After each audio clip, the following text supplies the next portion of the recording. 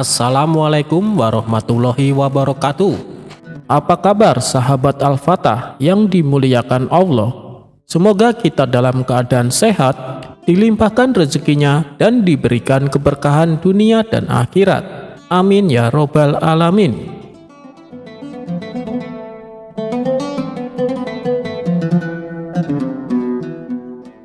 Abu Jahal pukuli para sufi supaya berubah jadi emas.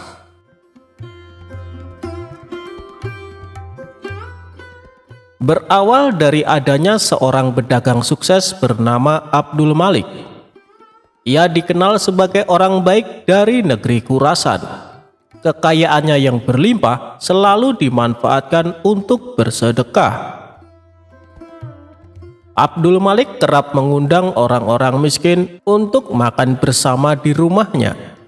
Sampai ada suatu hari, dia menyedekahkan hampir semua hartanya dan merasakan kelegaan yang jauh lebih nikmat dibandingkan ketika memberi hanya sebagian kecil. Kelegaan itu membuatnya memutuskan menggunakan tiap harta miliknya untuk kesejahteraan fakir miskin. Abdul Malik membebaskan hatinya dari segala kekayaan duniawi dan berserah diri kepada takdir Allah Subhanahu wa Ta'ala. Suatu ketika saat sedang menunaikan sholat, Abdul Malik melihat sosok gaib muncul dari lantai kamarnya. Sosok itu ternyata seorang laki-laki berjubah berpenampilan layaknya seorang sufi. Laki-laki misterius tersebut menghampiri Abdul Malik dan berkata,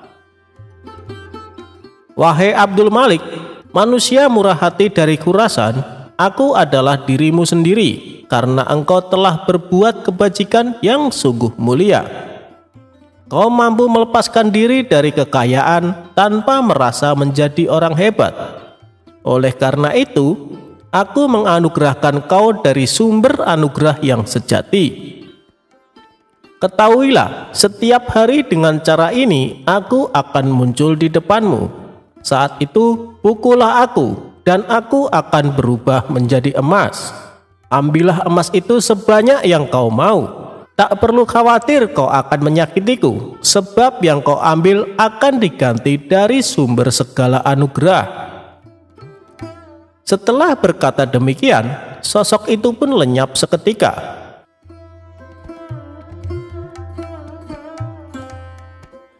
Keesokan harinya, Abdul Malik kedatangan tamu seorang kawan bernama Abu Jahal. Saat mereka berdua sedang asik berbincang-bincang, tidak lama kemudian sosok misterius kemarin yang berpenampilan sufi kembali muncul di hadapan Abdul Malik. Abdul Malik pun segera memukulnya dengan tongkat. Seketika itu juga, lelaki misterius yang dipukulnya berubah menjadi emas. Abdul Malik lalu mengambil bagiannya dan juga memberikan emas kepada Abu Jahal. Melihat peristiwa yang menakjubkan tersebut, Abu Jahal hanya bengong dan terpana. "Sungguh luar biasa," gumamnya. Tanpa mengerti kejadian sebelumnya, Abu Jahal mulai berpikir, alangkah gembiranya jika bisa melakukan hal serupa. Abu Jahal mengetahui bahwa kaum sufi rata-rata punya kekuatan tertentu. Ia pun menyimpulkan hanya perlu memukul mereka untuk mendapatkan emas. Maka terbesitlah di benak Abu Jahal sebuah ide konyol. Dia mengadakan sebuah jamuan pesta makan yang hanya dihadiri para sufi. Ketika para sufi ini sudah makan kenyang, Abu Jahal diam-diam mengeluarkan tongkat dan tanpa ampun dihantamnya para tamu undangan sampai tersungkur ke tanah. "Kenapa tidak ada yang berubah jadi emas?" batin Abu Jahal. Dikarenakan masih penasaran, Abu Jahal kembali memukuli mereka dengan tongkat. Tentu saja perbuatan ini membuat para sufi ketakutan. Mereka serempak kabur berlarian meninggalkan rumah Abu Jahal. Akibat perbuatan tersebut, para sufi mengadukan Abu Jahal kepada Tuan Hakim.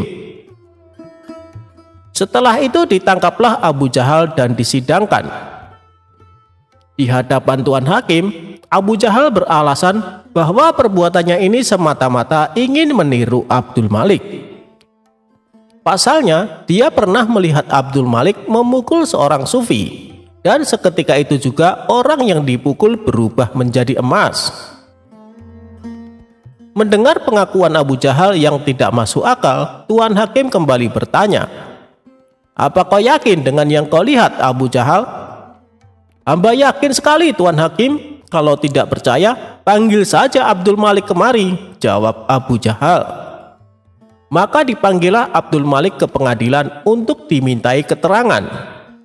Dalam perjalanan ke pengadilan, sosok sufi misterius yang bisa berubah jadi emas membisikkan kepada Abdul Malik apa yang harus dikatakan. "Wahai Tuan Abdul Malik, apa benar yang dikatakan Tuan Abu Jahal?" tanya Tuan Hakim. "Menurut saya Abu Jahal sudah tidak waras, Tuan Hakim. Bisa saja dia sedang berusaha menutup-nutupi hobinya menyiksa orang tanpa alasan," ujar Abdul Malik. "Memang hamba mengenalnya, Tuan Hakim, tetapi yang ia ceritakan tentang kejadian di rumah hamba tidak lebih dari akal-akalan belaka," imbuhnya. Abu Jahal sempat membantah dan memprotes perkataan Abdul Malik. Ia juga menunjukkan barang bukti berupa emas yang didapat dari Abdul Malik. Abu Jahal, Abdul Malik itu saudagar kaya, tentu punya banyak emas," balas Tuan Hakim. Dikarenakan tidak punya bukti dan yang diceritakan tidak masuk akal, akhirnya Abu Jahal dihukum penjara. Sementara Abdul Malik masih melakukan rutinitas seperti biasa, memberikan sedekah uang dan makanan kepada fakir miskin setiap harinya.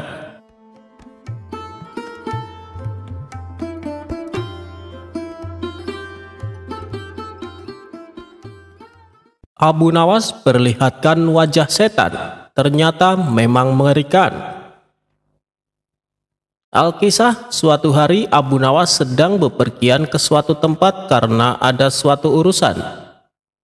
Di dalam perjalanannya, ia melihat seorang pemuda yang hendak melompat dari sebuah jembatan. Kemudian, Abu Nawas menghampiri pemuda tersebut sambil berteriak, "Jangan melompat dari tempat itu." Setelah sampai ke jembatan di mana pemuda tersebut berada, Abu Nawas langsung melontarkan pertanyaan. "Mengapa di usiamu yang begitu muda berpikir untuk terjun ke dalam air yang sangat dingin itu?" tanya Abu Nawas. "Karena bosan hidup," jawab pemuda tersebut.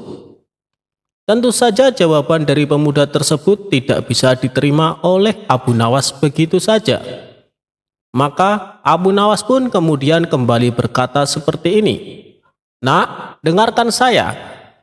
Jika kamu terjun ke sungai itu, saya harus terjun juga menyusulmu untuk menyelamatkanmu. Air itu dingin sekali. Saya baru saja sembuh dari radang paru-paru. Tahu maksud saya bisa mati. Saya mempunyai istri dan anak. Apakah kamu mau hidup dengan beban pikiran seperti ini?" ujar Abu Nawas. "Tentu saja tidak," jawab pemuda itu kepada Abu Nawas. "Maka dengarkan saya, jadilah orang baik-baik, bertobatlah dan Allah akan mengampuni kamu. Pulanglah, nah dalam kesendirianmu dan di rumah yang sepi itu, gantunglah dirimu," ujar Abu Nawas seraya balik kanan dan pergi. Setelah mendengarkan perkataan Abu Nawas, pemuda itu membatalkan niatnya untuk bunuh diri dan kembali pulang ke rumahnya. Dalam perjalanan selanjutnya, Abu Nawas didatangi oleh seorang laki-laki bejat. Tanpa basa-basi, laki-laki tersebut langsung menanyakan sesuatu kepada Abu Nawas. Adapun pertanyaan laki-laki tersebut yaitu perihal keinginannya yang ingin melihat setan. "Wahai Abu Nawas, aku ingin sekali memiliki kemampuan melihat setan. Apa kau bisa mengajariku cara melihatnya?" tanya laki-laki bejat tersebut. "Tentu bisa, tepat sekali kau bertemu denganku," jawab Abu Nawas mengiyakan permintaan laki-laki itu. "Kalau begitu tunjukkan kepadaku," ujar laki-laki tersebut kepada Abu Nawas. Itu mudah sekali. Apa kau memiliki cermin di rumah? Kata Abu Nawas. Tentu saja punya, wahai Abu Nawas, jawab laki-laki itu kembali. Kemudian Abu Nawas pun memberitahukan cara melihat wujud setan kepada laki-laki bejat tersebut. Jadi begini caranya. Pandangi cerminmu betul-betul. Tidak butuh waktu lama, kau akan melihat wujud setan yang ingin kau ketahui, jelas Abu Nawas. Pemuda itu yang mengetahui maksud dari perkataan Abu Nawas hanya bisa tertawa ngakak. Sementara Abu Nawas pun melanjutkan perjalanannya. Cara Abu Nawas menurunkan hujan.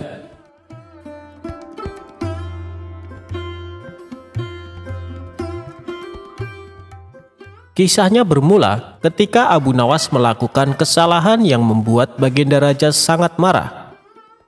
Baginda Raja memerintahkan pasukan istana untuk secepatnya menangkap Abu Nawas. Sementara sosok humoris itu yang sedang berada di rumah memberitahukan kepada istrinya, "Wahai istriku, sepertinya aku harus meninggalkan kampung halaman untuk beberapa waktu," ucap Abu Nawas. "Ada masalah apa lagi, wahai suamiku? Kenapa engkau terlihat ketakutan?" tanya sang istri yang sangat khawatir. "Aku telah membuat kesalahan yang membuat Baginda Raja murka. Aku yakin tidak lama lagi pasukan istana datang kemari untuk menangkapku," jawab Abu Nawas. Kemudian Abu Nawas mengemas bajunya ke dalam tas dan segera pergi meninggalkan rumah. Ternyata dugaan dia benar. Selepas kepergiannya, beberapa prajurit istana datang menggeledah rumah Abu Nawas. "Mana Abu Nawas?" tanya salah satu prajurit kepada istri Abu Nawas. "Dia sudah pergi meninggalkan kampung ini," jawab istri Abu Nawas. Para prajurit pun langsung balik ke istana menghadap Baginda Raja. "Mana Abu Nawas?" tanya Baginda Raja. "Ampun Paduka yang mulia, Abu Nawas sudah tidak ada di rumahnya," kata istrinya. "Dia sudah meninggalkan kampung ini," jawab salah satu prajurit. "Kurang ajar, dia coba menghindari hukuman," pikir Baginda Raja. Sementara Abu Nawas mulai mengembara dan berpindah-pindah tempat dari kampung satu ke kampung yang lainnya. Suatu ketika dalam pengembaraannya, Abu Nawas melintasi sebuah dusun yang sedang dilanda musim kemarau. Abu Nawas yang mengenakan jubah dan sorban layaknya ulama besar sempat membuat perhatian warga. Mereka mengira Allah Subhanahu wa Ta'ala telah mengirim seorang waliullah untuk menolong dusunnya yang sedang mengalami musim kemarau. Para warga pun segera mengerumuni Abu Nawas. "Assalamualaikum Syekh. Sudilah kiranya Tuan Syekh mampir sebentar di rumah kami," pinta kepala dusun. Abu Nawas pun sudah menolaknya. Namun karena para warga memaksa, ia pun mau tidak mau menerima ajakan mereka ke rumah kepala dusun. Abu Nawas dijamu berbagai macam hidangan dan diperlakukan istimewa layaknya raja. "Apa yang membuat kalian memperlakukanku sedemikian istimewa, padahal kalian tidak mengenalku?" tanya Abu Nawas.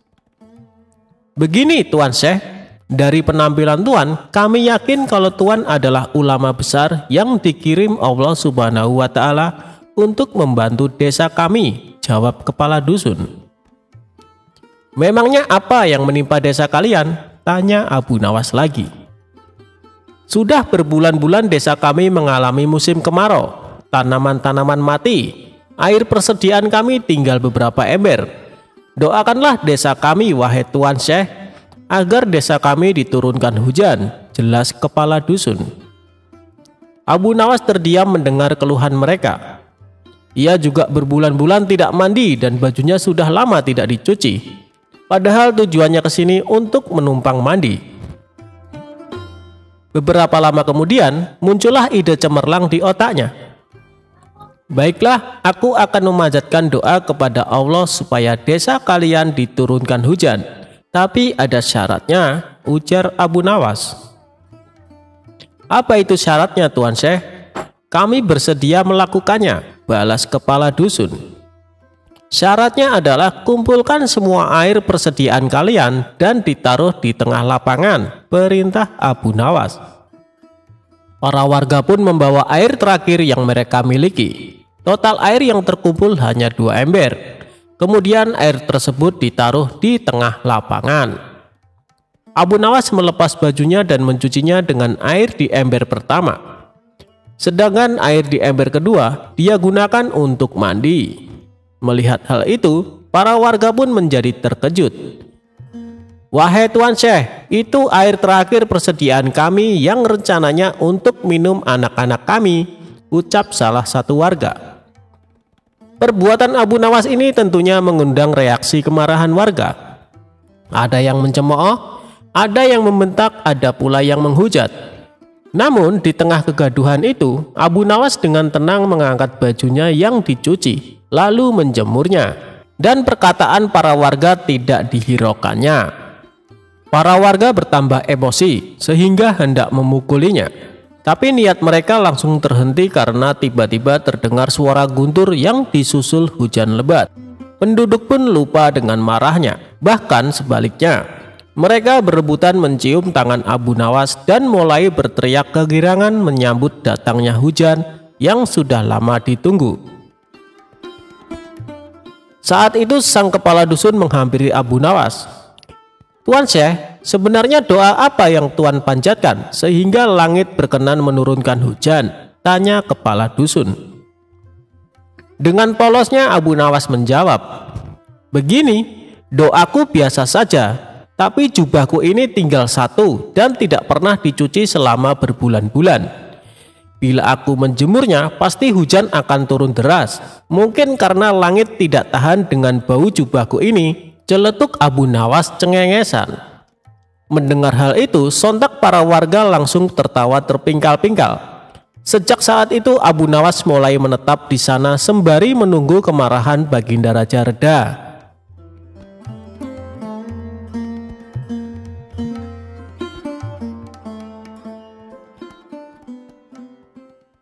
Abu Nawas berpura-pura gila. Siapa sih Abu Nawas? Tokoh lucu yang juga dianggap ulama besar ini berasal dari Persia. Lahir di Ahwas pada tahun 750 Masehi. Meninggal pada tahun 819 Masehi di Baghdad. Ketika beranjak dewasa, dia mengembara ke Basra dan Kufa. Dia bergaul dengan orang Badui dan belajar bahasa Arab di sana. Ia sangat pandai bersyair, berpantun, dan menyanyi. Setelah dia hafal berbahasa Arab, adat istiadat, dan kebiasaan orang Badui, dia memutuskan untuk pulang ke kampung halamannya. Namun bersama ayahnya dia pergi ke Baghdad dan menghambakan diri kepada Baginda Raja Baghdad saat itu. Ayahnya Abu Nawas bernama Maulana. Di Baghdad dia diangkat menjadi penghulu kerajaan. Suatu ketika ayah Abu Nawas sakit parah karena memang usianya sudah lanjut dan akhirnya meninggal. Mengetahui hal itu, raja memerintahkan untuk memanggil Abu Nawas untuk mengubur jenazah ayahnya.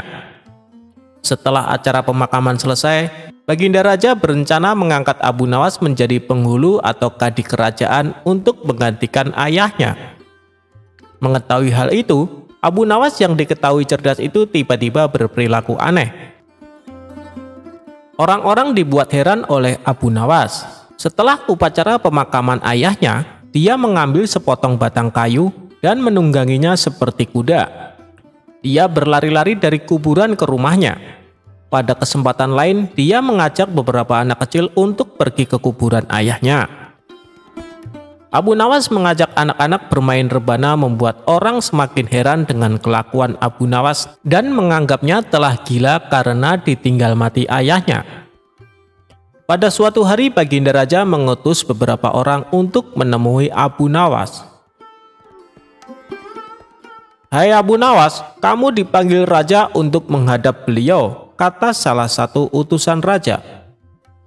"Untuk apa raja memanggilku? Aku tidak ada urusan dengannya," jawab Abu Nawas seenaknya. Kamu tidak boleh bersikap seperti itu kepada rajamu, lanjut sang utusan istana. Hei utusan istana, kau tak perlu banyak bicara. Kau ambil kudaku ini dan bawalah ke sungai. Mandikanlah dia supaya bersih dan segar, ucap Abu Nawas sambil memberikan sebatang pisang yang dianggapnya kuda betulan. Para utusan raja hanya geleng-geleng kepala melihat kelakuan Abu Nawas. Hei Abu Nawas, apakah kau tidak mau menghadap raja? Tanya utusan istana. Katakan saja kepada rajamu, aku sudah tahu, maka aku tak mau menghadap, kata Abu Nawas. Para utusan kerajaan segera menyingkir dari rumah Abu Nawas setelah mereka dilempari dengan debu oleh Abu Nawas. Sesampainya di istana, para utusan melaporkan apa yang terjadi pada Abu Nawas yang dianggap sudah gila. Dengan geram raja berkata, "Dasar kalian, menghadirkan Abu Nawas saja kalian tidak becus. Segera bawa dia ke sini dengan sukarela ataupun dipaksa." Dengan paksa akhirnya Abu Nawas menghadap raja. Namun, lagi-lagi Abu Nawas bersikap seperti orang tidak waras di hadapan rajanya tersebut. Bersikaplah sopan Abu Nawas, tegur raja. Ya baginda raja, tahu kan Anda, terasi itu asalnya dari udang. Kurang ajar, kau menghinaku Abu Nawas. Tidak baginda, siapa bilang udang berasal dari terasi? Merasa dilecehkan, baginda raja segera memerintahkan prajuritnya untuk memukuli Abu Nawas sebanyak 25 kali. Usai dipukul, Abu Nawas keluar dari istana dan bertemu penjaga gerbang yang mencegatnya. Hei Abu Nawas, dulu kamu pernah berjanji padaku, jika kau mendapat hadiah dari raja, kau akan membagikannya kepadaku. Nah, sekarang mana bagianku? Tentu saja aku tidak lupa, aku bukan cuma akan memberimu setengahnya, tapi semuanya, jawab Abu Nawas. Tanpa banyak basa-basi, Abu Nawas mengambil kayu agak besar lalu memukuli penjaga gerbang itu sebanyak 25 kali. Tentu saja orang itu berteriak kesakitan dan tidak terima diperlakukan seperti itu oleh Abu Nawas. Hal ini ia laporkan kepada sang raja. Ya tuanku baginda raja, hamba mengadukan Abu Nawas yang telah memukuli hamba tanpa satu alasan. Hamba memohon keadilan dari baginda raja. Segera baginda raja memerintahkan pengawal membawa Abu Nawas ke istana lagi. Raja bertanya, "Hei Abu Nawas, benarkah kau telah memukuli penunggu gerbang istana sebanyak 25 kali?" Abu Nawas menjawab, "Ampun Paduka, hamba melakukannya karena memang sudah sepantasnya dia menerima pukulan itu." "Apa maksudmu? Coba kau terangkan secara jelas apa sebenarnya yang terjadi." Hamba dan penunggu gerbang istana ini sudah mengadakan perjanjian bahwa jika saya mendapat hadiah dari baginda, maka hadiah tersebut akan dibagi dua. Tadi hamba mendapat hadiah pukulan dari baginda, sehingga saya juga memberikan pukulan itu kepadanya. Baginda bertanya kepada penjaga gerbang, "Hei, apa benar yang dikatakan Abu Nawas? Kau telah mengadakan perjanjian seperti itu?" "Benar tuanku, tapi hamba tidak mengira kalau hadiah dari baginda berupa pukulan," jawab penjaga pintu gerbang. "Hahaha, dasar tukang peras, sekarang kau kena batunya." Ternyata Abu Nawas tidak bersalah. Abu Nawas pun pulang dengan hati gembira karena membawa sekantong uang perak dari baginda. Tetapi sesampainya di rumah dia tetap bersikap aneh dan terlihat memang seperti orang gila beneran. Kelakuan Abu Nawas ini bertahan sampai 1 bulan. Dan akhirnya baginda raja mengangkat orang lain sebagai kadi atau penghulu istana yang baru. Sebenarnya baginda raja ingin mengangkat Abu Nawas untuk menggantikan ayahnya. Setelah mendengar tentang pengangkatan kadi yang baru, yang konon katanya bernama Polan, Abu Nawas mengucapkan syukur karena terhindar dari balak yang mengerikan. Mengapa Abu Nawas bersikap seperti orang gila? Ceritanya begini, pada saat ayahnya sakit parah, Abu Nawas dipanggil untuk menghadap. Bapaknya berkata, "Hei anakku, aku hampir mati. Coba kau cium telinga kanan dan telinga kiriku." Abu Nawas menuruti saja perintah ayahnya. Telinga kanan berbau harum, namun telinga kiri berbau busuk. Melihat anaknya kebingungan, akhirnya Syekh Maulana menceritakan apa yang terjadi. Pada suatu hari, datanglah dua orang yang mengadu masalah padaku. Yang satu aku dengar keluhannya, tapi yang satu tidak aku dengar karena aku tidak suka padanya. Ini resiko menjadi seorang kadi atau hakim. Jika kelak kau menjadi hakim, kamu akan mengalaminya karena sudah pasti Baginda Raja akan memilihmu menjadi seorang kadi atau hakim. Jika kamu tidak suka menjadi kadi, buatlah alasan yang masuk akal agar kau tidak terpilih menjadi kadi atau hakim. Itulah sebabnya Abu Nawas berpura-pura gila, hanya agar tidak dipilih menjadi hakim kerajaan. Walaupun begitu, Abu Nawas tetap sering dipanggil ke istana guna diajak konsultasi oleh raja untuk menyelesaikan suatu perkara.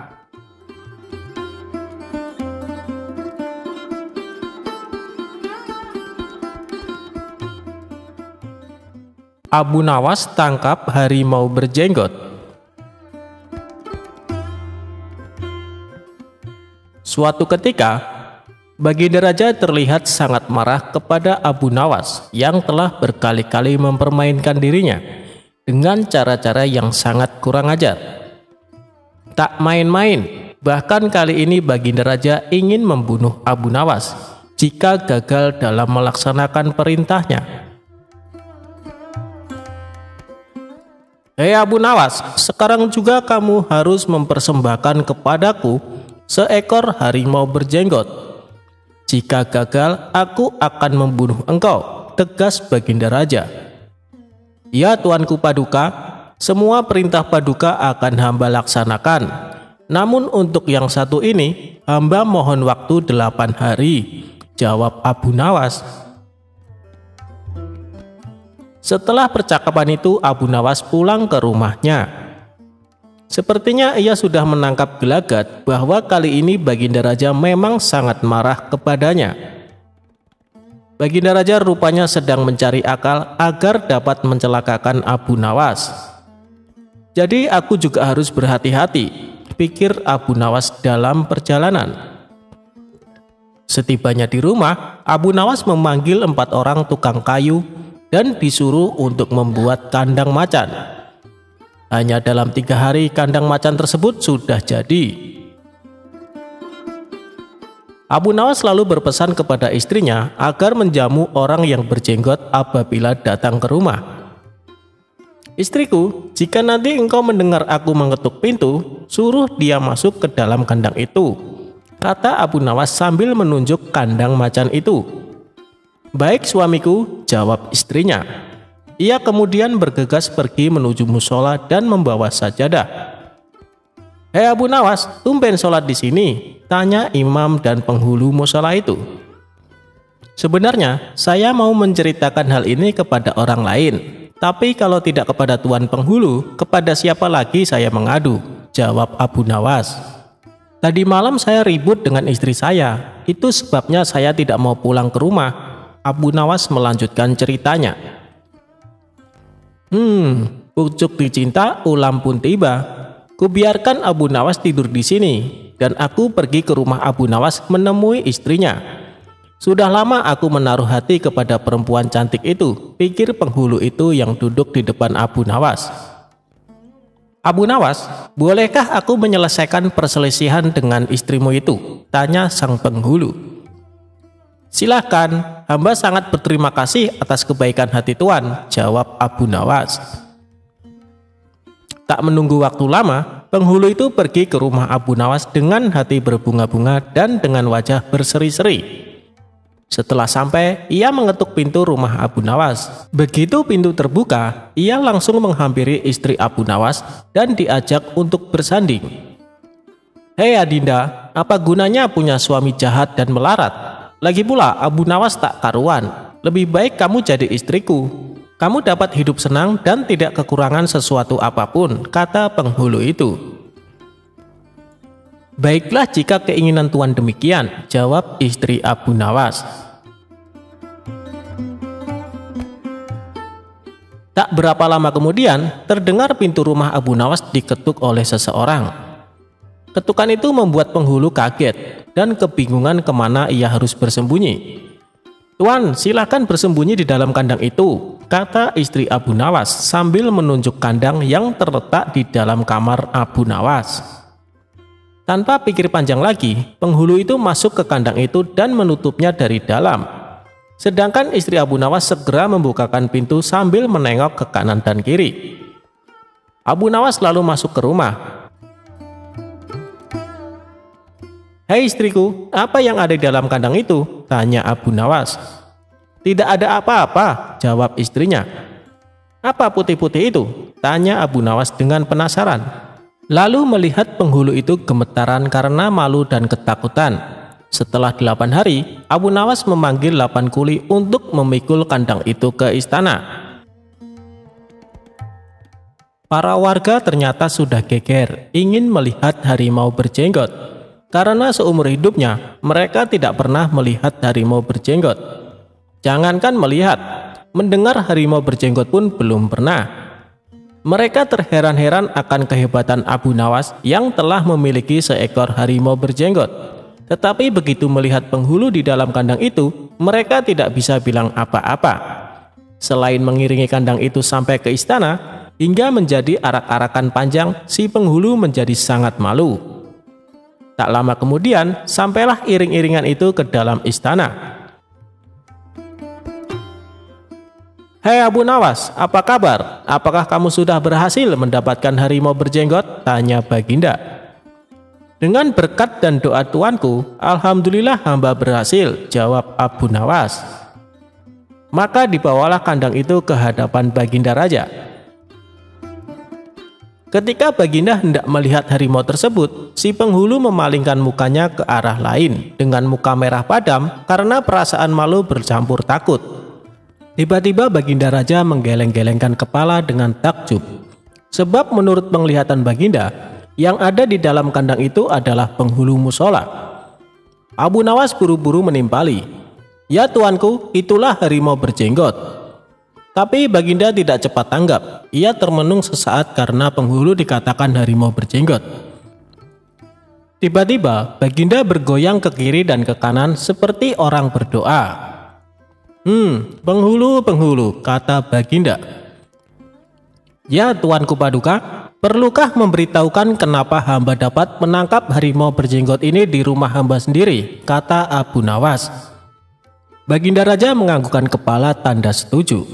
Abu Nawas pun menceritakan apa yang terjadi sebelumnya kepada Baginda Raja.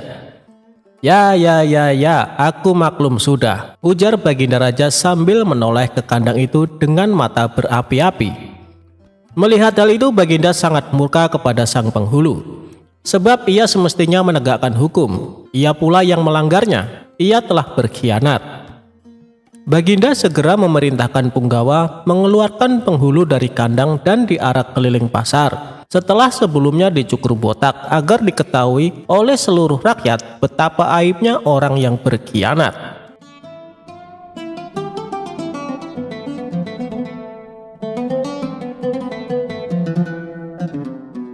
Tidak pernah akur dengan tetangga, Abu Nawas saling ejek di tempat acara syukuran.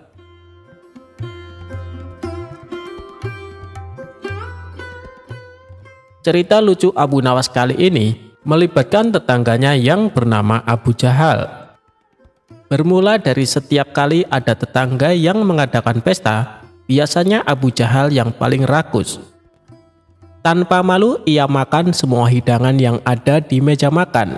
Bahkan Abu Jahal pernah sampai menyembunyikan makanan di dalam kantong bajunya. Perbuatan ini membuat tamu-tamu yang lain merasa risih. Tapi oleh Abu Nawas dijadikan kesempatan untuk mengerjai Abu Jahal. Hal ini ternyata sudah sering terjadi. Dimanapun tempat mengadakan acara pesta, Abu Jahal menunjukkan sifat rakusnya. Disitulah Abu Nawas langsung mengerjainya. Tentu saja ulah konyol Abu Nawas ini membuat para tamu yang hadir tertawa terpingkal-pingkal. Sementara Abu Jahal yang sering menjadi bahan tertawaan menyimpan rasa dendam kepada Abu Nawas. Ia pun berniat ingin membalasnya. Sampai pada suatu ketika, Tuan Hamid yang merupakan tetangga mereka hendak mengadakan pesta syukuran. Semua tetangga diundang untuk makan malam, termasuk Abu Jahal dan Abu Nawas. Ini kesempatan yang tepat untuk membalas perbuatan Abu Nawas, pikir Abu Jahal. Ketika hari sudah menunjukkan malam, Abu Jahal pun berangkat ke rumah Tuan Hamid untuk menghadiri jamuan makan malam. Sesampainya di sana, ternyata para tamu undangan sudah duduk berkumpul di depan meja yang besar. Di situ tampak juga Abu Nawas yang sedang mengobrol bersama tamu lainnya. Sembari menunggu hidangan yang akan disajikan, Abu Jahal menghampiri mereka. Ia sengaja mengambil tempat duduk yang bersebelahan dengan Abu Nawas. Melihat kedatangan Abu Jahal, Abu Nawas pun menyapanya. "Hai Abu Jahal, tumben datangnya telat. Biasanya kamu yang paling pertama," celetuk Abu Nawas menggodanya. Semua tamu yang hadir spontan tertawa mendengarnya. Namun Abu Jahal tetap tenang. Ia tidak terpancing dengan ledekan Abu Nawas. Tidak berapa lama datanglah hidangan sop kambing yang sangat lezat dan menggugah selera. Setelah diletakkan di meja makan, tibalah waktunya untuk menyantap hidangan. Abu Jahal yang biasanya paling pertama mengambil makanan memilih untuk tetap tenang. Ia hanya memandangi para tamu yang asik mengambil sop kambing. Begitu juga dengan Abu Nawas, terlihat sangat antusias mengambil sop kambing di meja makan. Lalu ia menyantapnya dengan sangat lahap. Mungkin karena sedang lapar, Abu Nawas sampai beberapa kali menambah porsinya. Melihat tingkah Abu Nawas ini, terbesit di benak Abu Jahal untuk membalas dendam. Ia pun mengejek Abu Nawas. "Hei Abu Nawas, kamu seperti serigala yang kelaparan. Atau barangkali kamu dendam ya sama kambing itu, sampai-sampai sangat bersemangat untuk menghabisi sopnya," olok Abu Jahal. Para tamu undangan langsung tertawa mendengar ucapan Abu Jahal. Sementara Abu Nawas yang baru tersadar kalau dirinya menjadi bahan tertawaan segera membalas ejekan Abu Jahal. "Hei Abu Jahal, sop kambing ini lezat sekali. Kenapa kamu tidak memakannya? Biasanya kan kamu paling pertama dan yang paling banyak memakannya. Jangan-jangan kamu dibesarkan oleh induk kambing ini ya? Dan dia yang menyusuimu waktu kecil. Makanya kamu tidak tega untuk menyantap dagingnya," balas Abu Nawas. Mendengar ucapan Abu Nawas, para tamu yang hadir tertawa terpingkal-pingkal. Bahkan mereka tertawa lebih kencang dari sebelumnya. Sementara muka Abu Jahal seketika berubah memerah menahan emosi. Ia pun memilih meninggalkan acara pesta yang diadakan di rumah Tuan Hamid.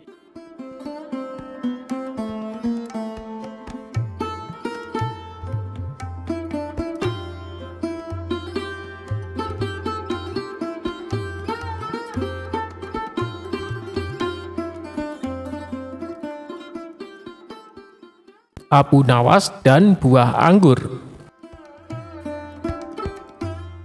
Pada suatu hari, hakim di istana telah wafat karena suatu penyakit. Raja menyuruh orang yang dikenalnya menjadi hakim baru di istana. Semua orang mengira hakim tersebut akan kejam dan bengis kepada para rakyat. Tak lama kemudian, hakim baru datang ke istana. Beberapa rakyat yang melihat hal tersebut pun datang ke istana dengan membawakan buah sebagai tanda selamat. Hakim bertanya kepada seluruh rakyat yang datang, "Di mana Abu Nawas?" "Kami tidak tahu Tuan Hakim," jawab salah satu rakyat. Kemudian, setelah selesai dari istana, beberapa orang memberitahu Abu Nawas mengenai hakim baru. Setelah mengetahui hal tersebut, Abu Nawas pergi ke istana dengan membawa buah-buahan di atas nampan. Sayangnya, ketika di jalan semua buahnya jatuh menggelinding. Abu Nawas berusaha mengambil semua buah-buahannya.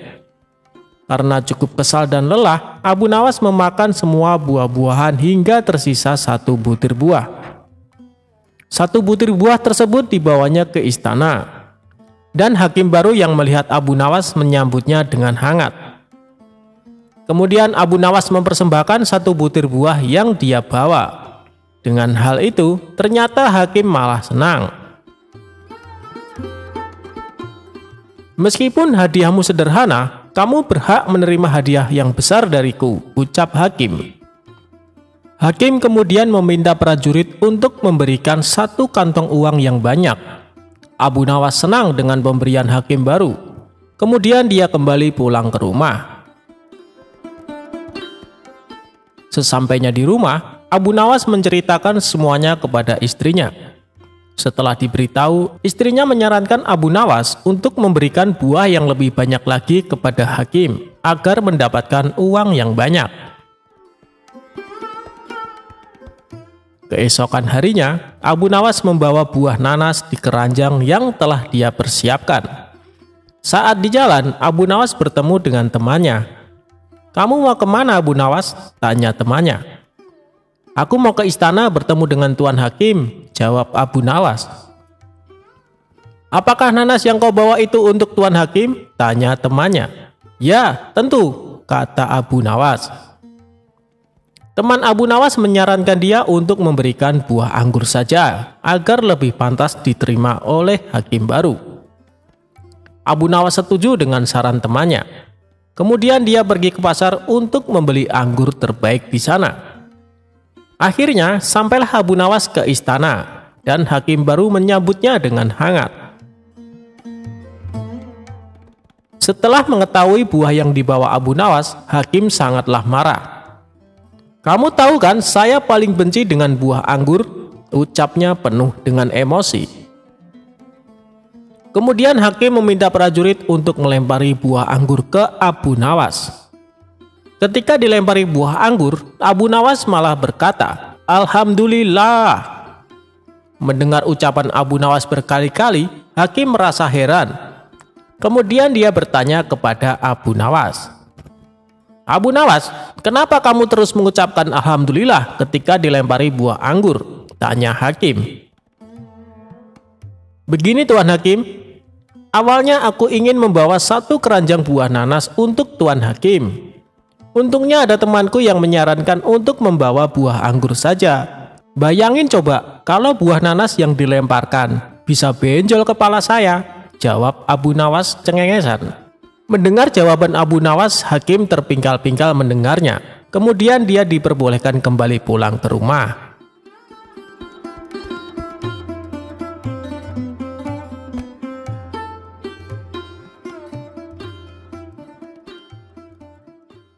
Abu Nawas menjadi pengacara.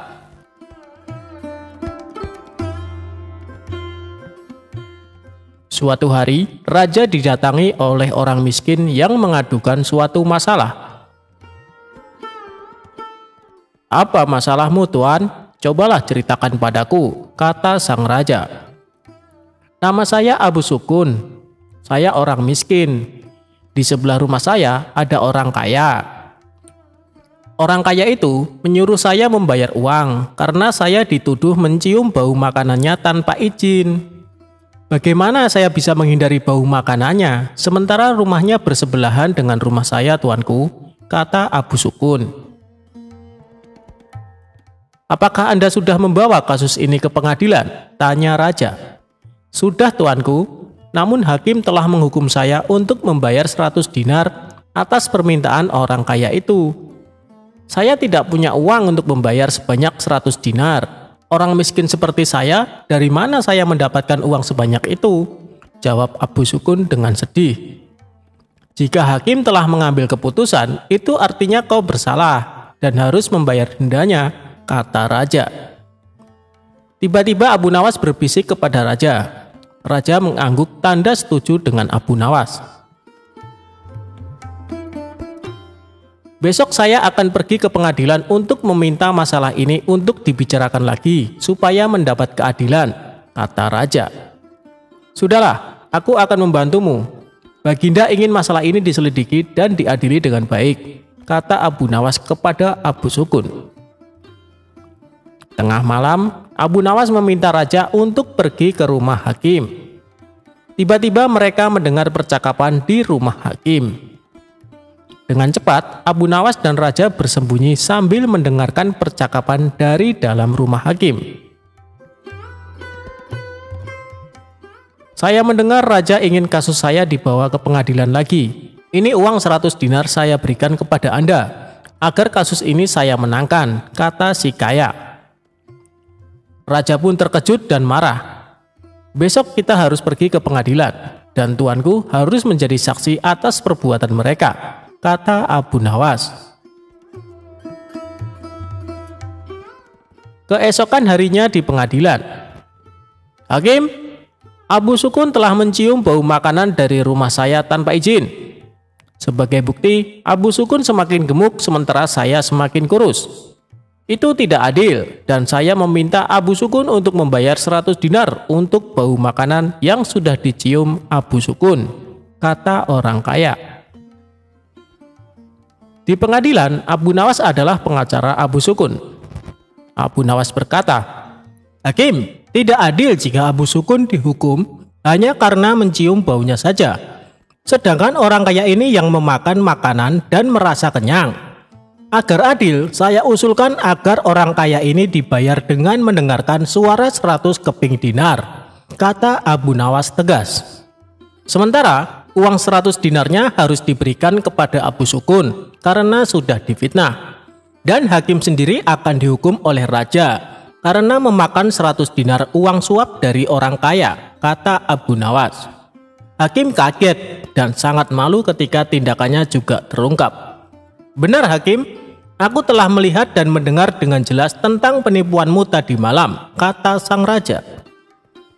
Baginda Raja sangat terkesan dengan penjelasan Abu Nawas dan memecat hakim karena tidak jujur dan memakan suap.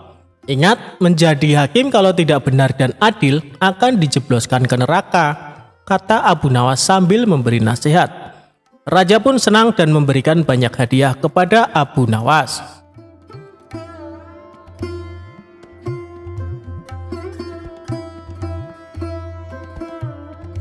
Abu Nawas anti hujan.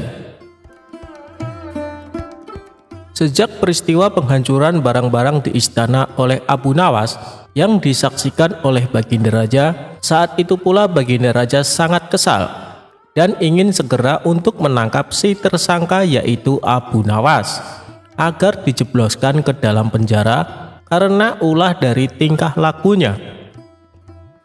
Sudah menjadi hukum bagi siapa saja yang tidak sanggup melaksanakan titah Baginda Raja, apalagi sampai membangkang kepada sang raja, maka tak disangsikan lagi bahwa ia akan mendapatkan hukuman.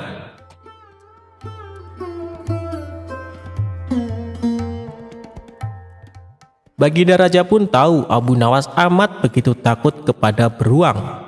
Suatu hari, Baginda Raja memerintahkan prajuritnya untuk menjemput Abu Nawas agar bergabung dengan rombongan Baginda Raja berburu beruang. Abu Nawas merasa takut dan gemetar, tetapi ia tidak berani menolak perintah dari Baginda Raja tersebut. Dalam perjalanan menuju ke hutan, tiba-tiba cuaca yang cerah berubah menjadi mendung beraroma kegelapan. Seketika Baginda Raja langsung memanggil Abu Nawas. Dengan penuh tazim dan rasa hormat, Abu Nawas pun mendekati Baginda Raja.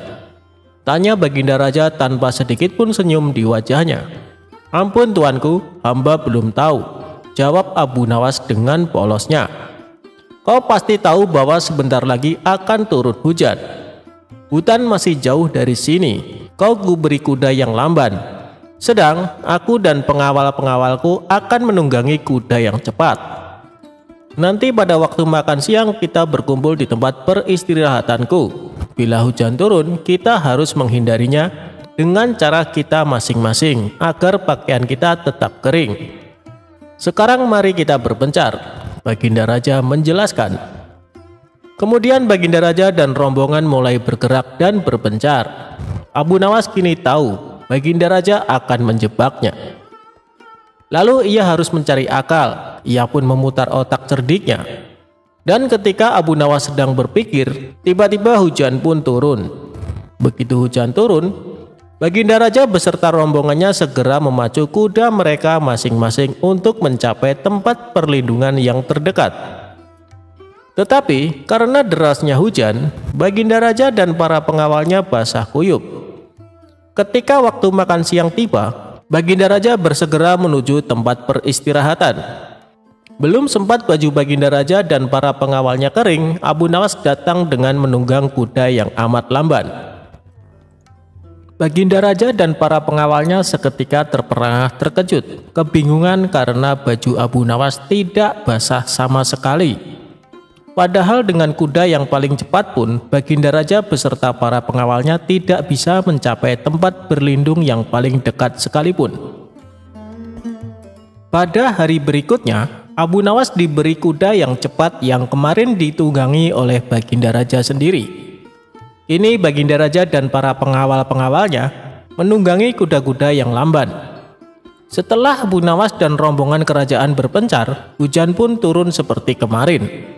Ini hujan lebih deras daripada hari kemarin. Baginda Raja dan para pengawalnya lagi-lagi basah kuyup karena kuda yang mereka tunggangi tidak bisa berlari dengan kencang. Pada waktu makan siang tiba, Abu Nawas pun tiba di tempat peristirahatan lebih dahulu daripada Baginda Raja beserta rombongannya. Kemudian Abu Nawas menunggu Baginda Raja. Selang beberapa saat, Baginda Raja dan para pengawalnya tiba dengan pakaian yang basah kuyup. Melihat Abu Nawas dengan pakaian yang tetap kering seolah tidak terkena hujan, atau memang Abu Nawas manusia anti hujan, saat itu pula Baginda Raja menjadi penasaran dibuatnya. Beliau tidak sanggup lagi menahan keingintahuan yang selama ini disembunyikannya. "Terus terang bagaimana caranya kamu menghindari hujan, wahai Abu Nawas?" tanya Baginda dengan penuh rasa penasaran. "Mudah tuanku yang mulia," kata Abu Nawas sambil tersenyum.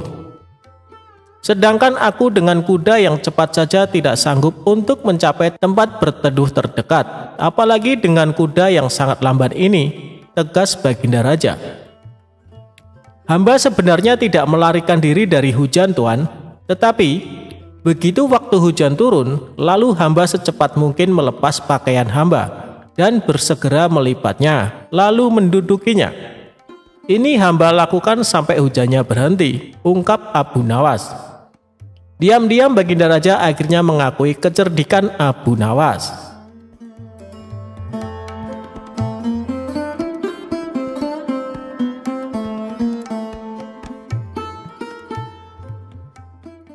Perebutan tanah Abu Nawas dan Abu Jahal. Dikisahkan, Abu Nawas mempunyai tetangga yang licik. Dia adalah Abu Jahal. Abu Jahal mempunyai kebun yang ditanami berbagai macam buah-buahan. Kebunnya ini berdekatan dengan kebun milik Abu Nawas. Antara kebun Abu Jahal dan kebun milik Abu Nawas hanya dibatasi oleh tumpukan batu. Abu Jahal berkeinginan menambah luas area kebunnya. Ia pun berpikir keras agar keinginannya terwujud. Hal ini sampai membuat Abu Jahal susah tidur. Tiba-tiba terlintas pikiran jahat di benaknya. "Aku harus melakukannya. Sekarang mumpung waktunya sudah malam," pikir Abu Jahal. Di tengah malam gelap gulita, Abu Jahal langsung pergi menuju kebun miliknya. Dia mencari pembatas tumpukan batu yang menjadi pemisah antara kebunnya dan kebun milik Abu Nawas. Setelah menemukannya, dia mulai mengangkat satu persatu batunya, lalu dia memindahkan di area kebun milik Abu Nawas. Dengan begitu, luas kebun milik Abu Jahal menjadi bertambah luas. Setelah selesai, dia kembali pulang ke rumahnya dengan sembunyi-sembunyi. Dan dia senang dengan apa yang dilakukannya. Selama beberapa hari, Abu Nawas tak menyadari dengan perbuatan Abu Jahal. Ia masih santai menanam buah-buahan di area yang telah dicuri Abu Jahal. Seiring berjalannya waktu, buah yang ditanami Abu Nawas kini berbuah. Buahnya besar-besar dan segar. Melihat hal itu, Abu Jahal senang bukan kepalang. Ia pun segera memanen tanaman buah tersebut. Tidak berapa lama datanglah Abu Nawas. Ia sangat terkejut melihat Abu Jahal memanen tanaman buah miliknya. "Hei Abu Jahal, apa yang kamu lakukan?" seru Abu Nawas. "Aku sedang memanen buah yang ada di kebunku," jawab Abu Jahal. "Apa kau bilang? Ini masih area kebunku Abu Jahal," balas Abu Nawas. "Hei Abu Nawas, kamu mengigau ya? Coba kau lihat batu pembatasnya," tegas Abu Jahal. Sejenak Abu Nawas terdiam. Kenapa tumpukan batunya bisa pindah ya? Atau aku yang kurang teliti, pikir Abu Nawas. "Tapi kan buah itu aku yang menanamnya, Abu Jahal," ucap Abu Nawas. "Itu sih salahmu sendiri, kenapa menanam buah di area kebunku?" "Berarti ini adalah milikku," sahut Abu Jahal. "Kurang ajar, ini pasti ada yang tidak beres," kata Abu Nawas dalam hati.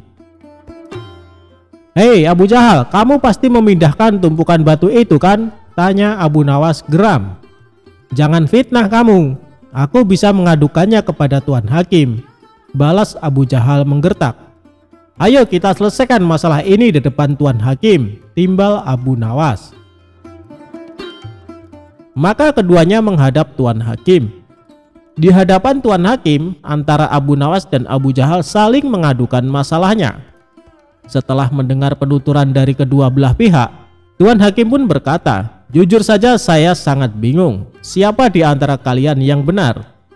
Tapi sepertinya aku lebih percaya Abu Jahal." "Kenapa Tuan Hakim begitu mudah memutuskan hal itu? Anda adalah hakim yang terkenal bijak. Harusnya Anda lebih berhati-hati dalam memutuskan," balas Abu Nawas tidak terima. "Sudahlah Abu Nawas, terima saja keputusan hakim. Toh area kebunmu masih juga luas," ucap Abu Jahal. "Enak saja kamu bicara. Kamu telah mencuri lahanku. Kamu sengaja memindahkan tumpukan batu yang menjadi pembatas," bentak Abu Nawas. "Saya harap kalian berdua diam. Apa yang akan saya putuskan tidak bisa diganggu gugat. Dan keputusan saya adalah tanah yang kamu tanami buah adalah milik Abu Jahal," kata Tuan Hakim memutuskan. Mendengar hal itu, Abu Jahal merasa sangat senang. "Terima kasih Tuan Hakim, Anda adalah hakim yang paling bijak yang pernah saya kenal," sahut Abu Jahal. Sementara Abu Nawas hanya bisa pasrah menerima keputusan tersebut. "Asik, sekarang aku punya kebun lebih luas dari Abu Nawas," batin Abu Jahal kegirangan. "Oh iya, Abu Jahal, berapa luas kebunmu?" tanya Tuan Hakim. 1,5 hektar Tuan Hakim, jawab Abu Jahal. "Kalau kamu Abu Nawas, berapa luas kebunmu?" tanya Tuan Hakim kembali. "Sebenarnya luas kebun saya 1,5 hektar. Tapi karena setengahnya dicuri sama Abu Jahal, luasnya jadi tinggal 1 hektar, jawab Abu Nawas. "Kalian tahu tidak kenapa saya tanya luas kebun kalian? Karena kemarin saya dapat surat langsung dari Baginda Raja. Beliau memerintahkan kepada saya, barang siapa yang mempunyai kebun yang luasnya lebih dari 1 hektar, maka akan disita negara beserta isi-isinya. Dan bagi siapa saja yang menentang peraturan ini akan dihukum mati. Hal ini Baginda Raja terpaksa lakukan karena kondisi keuangan negara sedang krisis," kata sang hakim menjelaskan. Seketika raut wajah Abu Jahal yang tadinya ceria mendadak berubah menjadi terkejut. "Waduh, celaka. Aku akan kehilangan kebunku," pikir Abu Jahal ketakutan. "Maaf Tuan Hakim, sebenarnya luas kebun saya hanya 1 hektar, tutur Abu Jahal. "Tadi kamu bilang katanya luas kebunmu 1,5 hektar, sekarang bilangnya 1 hektar. Kamu jangan main-main Abu Jahal," bentak Tuan Hakim. "Saya berani bersumpah Tuan Hakim, kebun saya memang luasnya hanya 1 hektar. Tumpukan batu yang jadi pembatas antara kebun saya dan kebun milik Abu Nawas telah saya pindahkan dari tempatnya," ujar Abu Jahal. "Oh begitu. Jadi tanah yang ditanami buah oleh Abu Nawas sebenarnya masih area kebun Abu Nawas?" tanya Tuan Hakim memastikan. "Benar Tuan Hakim," jawab Abu Jahal. "Bagaimana denganmu Abu Nawas? Apakah benar luas kebunmu 1,5 hektar? tanya Tuan Hakim kepada Abu Nawas. Benar Tuan Hakim, jawab Abu Nawas semakin pasrah. Nah, kalau begini kan jelas siapa yang sebenarnya berbohong. Pengawal, tangkap Abu Jahal dan masukkan ke dalam penjara karena dia telah mengaku mencuri area kebun milik Abu Nawas, perintah Tuan Hakim. Tapi Tuan Hakim, kebun saya tidak disita kan? Tanya Abu Jahal khawatir. Tidak ada yang namanya penyitaan. Itu hanya trik saya saja supaya saya bisa menyelesaikan perkara kalian berdua dengan adil, balas Tuan Hakim. Mendengar hal itu, Abu Jahal langsung terkulai lemas, sementara Abu Nawas tersenyum bahagia karena ia bisa mendapatkan kembali luas kebunnya. Demikianlah kisah cerdik Abu Nawas melawan Abu Jahal.